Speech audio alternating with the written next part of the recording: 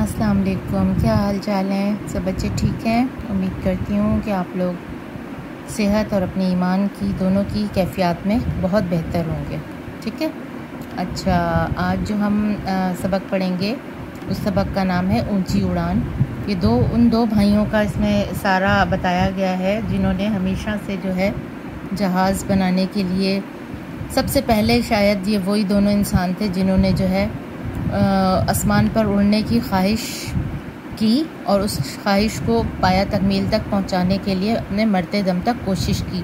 اور آج انہی کی بدولت جو ہے ہوائی جہاز جو ہم آسمانوں پہ اڑتے ہوئے دیکھتے ہیں، یہ انہی کی کوششوں کی بدولت جو ہے یہ ہمیں نظر آتے ہیں. ٹھیک ہے. کیونکہ اب یہ اس کی ایک جو ہے ماڈیفائڈ شکل ہے جو کوششیں وہ اپنی زندگی میں کرتے رہے. تو اب شروع کرتے ہیں سبق کو. ہزاروں خواہشیں ایسی کہ ہر خواہش پہ دم نکلے. یہ ایک محاورہ ہے کہ انسان کے دل میں ہزاروں خواہشیں ہوتی ہیں اور ہر خواہش ایسی ہوتی ہے کہ بس انسان کہتا ہے وہ پوری ہو جائے. یعنی کہ صرف ایک خواہش کی وہ پورا ہونے کی تکمیل نہیں رکھتا، بلکہ ایک کے بعد ایک دوسری خواہش اس کے دل میں ابھرتی رہتی ہے اور پیدا ہوتی رہتی ہے اور وہ اس کو پورا کرنے کی کوشش کرتا رہتا ہے اور چاہتا ہے کہ وہ پوری ہو جائے. ٹھیک ہے. یہ اس کا مطلب ہے. اس کے مصداق یعنی اس لائن کے مطابق انسان کے دل میں بہت سی خواہشیں ہوتی ہیں جنہیں پورا کرنے کے لیے وہ ہر ممکن کوشش کرتا ہے. کچھ تو اس کے اختیار میں ہوتی ہیں اور کچھ ایسی ہوتی ہیں جو آرزو کے باوجود پوری نہیں ہو پاتی، یعنی جو خواہش ہونے کے باوجود پوری نہیں ہو پاتی. الف لیلوی داستانوں میں یعنی الف لیلوی داستانیں ہوتی ہیں. کون سی داستانوں کو کہا جاتا ہے؟ جو خیالی داستانیں ہوتی ہیں، جو انسان نے صرف اپنے ذہن سے گھڑی ہوئی ہوتی ہیں، جن کا حقیقت سے کوئی واسطہ تعلق نہیں ہوتا. الف لیلوی داستانوں میں اڑن قالین کے تصور نے یہ تصور اجاگر کیا. یعنی اس میں ایک اڑنے والا قالین دکھاتے تھے اور پھر یہ جو اس طرح کی جو ہے ٹیکنیکل طریقوں سے اس کو دکھاتے ایسا ہے کہ وہ اڑ رہا ہے، جبکہ ایسا کچھ بھی نہیں تھا.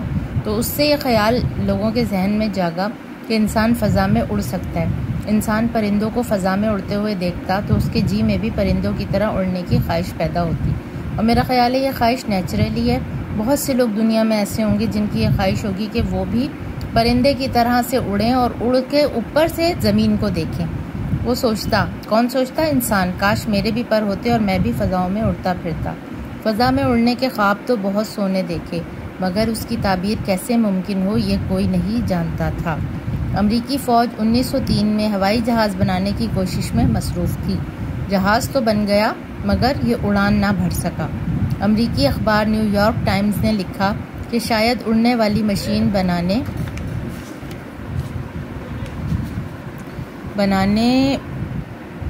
بنانے میں 10 لاکھ سال سے 1 کروڑ سال تک کا عرصہ لگ جائے.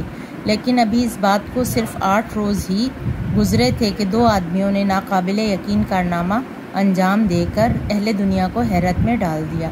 یعنی ان کا یہ خیال تھا کہ یہ ممکن نہیں ہے کہ بہت جلدی ہم اپنی اس خواہش کو یا اپنے اس تصور کو کوئی حقیقی جامہ پہنا لیں.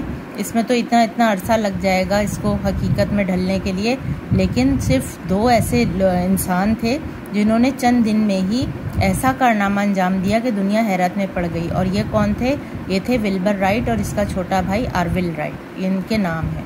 ٹھیک ہے. جنہیں دنیا رائٹ برادرز کے نام سے جانتی ہے. ولبر رائٹ 16 اپریل سن 1867 کو امریکی ریاست انڈیانا میں پیدا ہوا اور اس کا چھوٹا بھائی آرول رائٹ 19 اگست سن 1871 کو ریاست اوہایو میں پیدا ہوا. یعنی آلموسٹ دونوں بھائیوں کی عمر میں 3 سال کا فرق تھا. دونوں بھائی تمام عمر اکٹھے رہے اور وہ بھائی ہونے کے ساتھ ساتھ گہرے دوست بھی تھے. ٹھیک ہے. وہ ساتھ رہتے، ساتھ کھیلتے اور ساتھ ہی کام کرتے تھے. دونوں ملٹن رائٹ نامی ایک پادری کے بیٹے تھے. ان کے والد کون تھے؟ ایک پادری تھے. ٹھیک ہے. رائٹ برادران کے والد اکثر چرچ کے معاملات کے سلسلے میں سفر میں رہتے.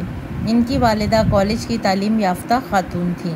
وہ ریاضی اور سائنس کی ماہر تھیں. خاص طور پہ وہ مختلف آلات کو استعمال کرنے میں مہارت رکھتی تھیں. وہ خود بھی کئی چیزیں بناتی تھی. یعنی کیا تھا کہ والد پادری تھے، اکثر سفر پہ رہتے تھے اپنے چرچ کے معاملات کے سلسلے میں، لیکن ان کی والدہ ایک پڑھی لکھی خاتون تھیں اور مختلف آلات کو جو ہے استعمال کرنے میں مہارت رکھتی تھیں. یعنی ان کا ذہن بھی ایک جستجو والا ذہن تھا اور وہ خود بھی کئی چیزیں بناتی تھیں. آرویل نے اپنے بچپن کے بارے میں لکھا کہ ہم خوش قسمت تھے کہ ہم نے ایک ایسے ماحول میں پرورش پائی جہاں بچوں کی حوصلہ افزائی کی جاتی تھی کہ جو چیز ان میں تجسس کو ابھارے وہ اس کے بارے میں کھوج لگائیں۔ گھر میں پڑھنے کا رجحان غالب تھا۔ 2 لائبریریاں تھیں، ان میں ایک مذہبی کتابوں پر مشتمل تھی، یعنی گھر میں دیکھیں اس وقت بھی 2 لائبریریاں تھیں جن میں ایک میں مذہبی کتابیں تھیں جبکہ دوسری میں عام کتابوں کا ذخیرہ تھا۔ مطالعے سے بھی رائٹ برادران میں پرواز کے بارے میں تجسس ابھرا۔ ایک مرتبہ ملٹن رائٹ اپنے بیٹوں کے لیے ایک کھلونا ہیلی کاپٹر لے کر آیا، یعنی کہ ان کے باپ کی بات ہو رہی ہے، والد کی، کہ وہ ایک کھلونا ہیلی کاپٹر لے کر آئے۔ یہ کاغذ، بانس اور کارک سے بنا ہوا کھلونا تھا۔ اس میں ایک ربڑ لگا ہوا تھا۔ اسے کافی دیر گھمانے کے بعد چھوڑتے تو یہ فضا میں بلند ہو جاتا اور چند سیکنڈ فضا میں رہتا، اور اس کا سائز ایک انسانی ہاتھ کے مساوی تھا۔ اس وقت آرویل 7 سال کا جبکہ ولبر 11 سال کا تھا۔ بچوں کے دل میں اڑان کی چنگاری تو پہلے سے ہی موجود تھی۔ اس کھلونے کو پا کر وہ چنگاری مزید بھڑک اٹھی۔ دونوں بھائی اس کھلونے سے کھیلتے رہتے اور یہ کھیل ان کو اتنا بھایا کہ وہ ہر وقت اس سے کھیلتے رہے۔ آخر کار کاغذ پھٹ گیا اور ربڑ ٹوٹ گیا۔ انہوں نے ایسا ہی کھلونا بنانے کی کوشش کی مگر اس کا وزن اس قدر زیادہ ہو گیا کہ اس کا اڑنا ممکن نہ تھا۔